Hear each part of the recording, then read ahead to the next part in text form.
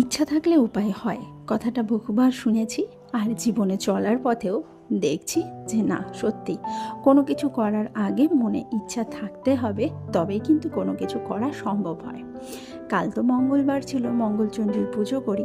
তো পুজো করে যথারীতি বাড়ির সব কাজকর্ম সেরে কিছুটা রান্নাবাড়ি করে শ্রেয়াকে স্কুল পাঠিয়ে দিলাম।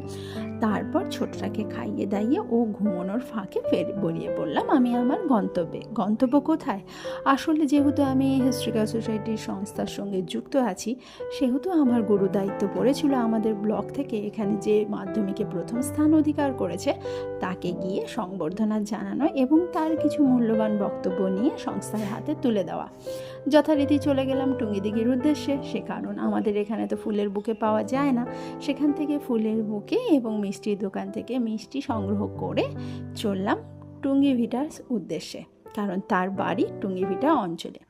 আসলে আমাদের করণদিঘি ব্লক থেকে যতগুলো স্কুল আছে তার মধ্যে মাধ্যমিকে যে প্রথম স্থান অধিকার করেছে তার বাড়ি টুঙ্গিভিটা, আর তার নাম হলো আহাত আলী।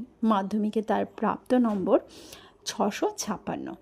আসলে এই সমস্ত কাজগুলো করতে বেশ ভালোই লাগে। হ্যাঁ, সময় পরিস্থিতি সুযোগ হয়ে ওঠে না ঠিকই, তাও চেষ্টা করি।